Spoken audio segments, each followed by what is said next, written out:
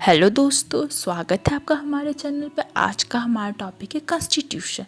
Constitution Latin word से आया है, कंस्टिट्यूरे और कंस्टिट्यूट, जिसका मतलब होता है टू सेटअप, टू स्टेबलाइज और टू मेकअप। मतलब वो देखने में कैसा है, उसका नेचर कैसा है।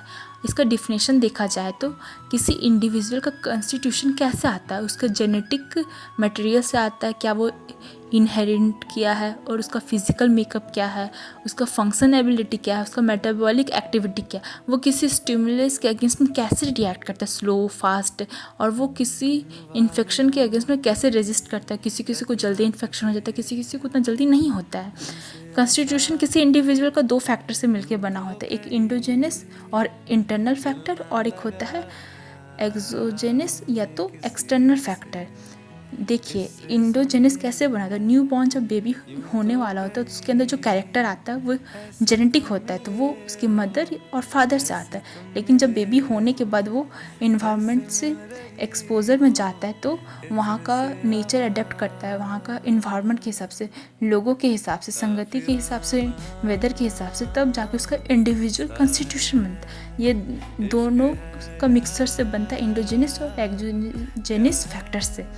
अब नेक्स्ट हम लोग जानेंगे ग्रेविलेंस क्लासिफिकेशन ऑफ कॉन्स्टिट्यूशन। इनके अकॉर्डिंग कोई भी living organism oxygen, carbon, nitrogen और हाइड्रोजन के से बना है। इन्होंने कॉन्स्टिट्यूशन को 3 टाइप्स में डिवाइड किया है। पहला है कार्बन नाइट्रोजनाइट कॉन्स्टिट्यूशन। इसमें एक्सेस कार्बन और नाइट्रोजन देखा जाता है और ऑक्सीजन का कमी देखा जाता है। इसमें जो डिजीज डेवलप होता है बिकॉज ऑफ रिटार्डेशन और माल न्यूट्रिशन, क्योंकि इसमें टिश्यू या तो अच्छे से एब्जॉर्व नहीं कर पा रहा ऑक्सीजन को, या तो न्यूट्रिशन का कमी हो रहा है, इसीलिए ऑक्सीजन का कमी है। इसमें सिम्टम्स देखा जाता है breathlessness, respiratory disorder, fast pulse देखने को मिलेगा, हाइपोकॉन्ड्रिस देखने को मिलेगा, vertigo, ataxia, somnolence, constipation, diarrhoea, flatulence, urinary troubles, swelling of joints, gouts. Irritable होगा पेशेंट, इम्पेशेंट होगा, और इसका स्किन बहुत डर्टी होगा, अनहेल्दी होगा, और इसका जो पसीना निकलेगा वो बहुत गंदा स्मेल करेगा। एग्रावेशन ज़्यादा खाने से, रेस्ट करने से, सेक्सुअल एक्सेस से। इसी तरह इस कॉन्स्टिट्यूशन को शो करते हुए कुछ रेमेडीज़ है, रेस्टक्स, हिपार्सल, फॉस्फोरस, लैकोपोडियम। ये जो कॉन्स्टिट्यूशन है वो हैनेमन के सोडा को क्लोजली रिसेंबल करता है।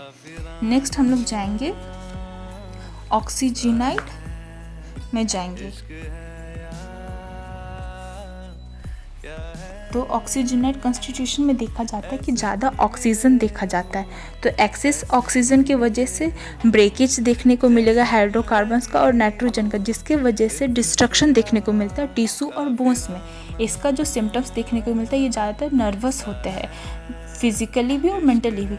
इनको बरसात और कोल्ड वेदर में अच्छा लगता है। इनका जो कंप्लेंट है वो बढ़ जाता है, वो समुद्र के किनारे जाते हैं या कोई लो एल्टीट्यूड वाले एरिया में जाते हैं, तो इनको बहुत ज़्यादा खाने का डिज़ायर होता है। इनफैक्ट वो अगर बुखार में है या तो कमज़ोर है, फिर भी वो बहुत खाना चाहते हैं। ये एक्सेसिव थीन होते हैं, कैक्चिक होते हैं, और लिथोरा भी देखने को मिलता है, ग्रेट क्वांटिटी ऑफ ब्लड, क्योंकि इसमें ऑक्सीजन ज़्यादा देखा जाता है। इसमें एग्रावेशन देखने को मिलता है अगर वो ड्राई एटमॉस्फेयर से ह्यूमिड वाले एटमॉस्फेयर में आते हैं। एमिलेशन देखने को मिलता है रेस्ट से और फूड से। कुछ रेमेडीज़ जो इस टाइप का कॉन्स्टिट्यूशन शो करते हैं, काली आयोड, क्रियोसोटम, मरकरी, पेट्रोलियम। ये जो कॉन्स्टिट्यूशन है वो क्लोजली रिसेंबल करते हैं सिफिलिस ऑफ हैनेमन। नेक्स्ट आएगा हमारा हेड्रोजीनाइट कॉन्स्टिट्यूशन। इसमें वाटर रिटेंशन ब्लड और टिश्यू में ज़्यादा देखने को मिलता है।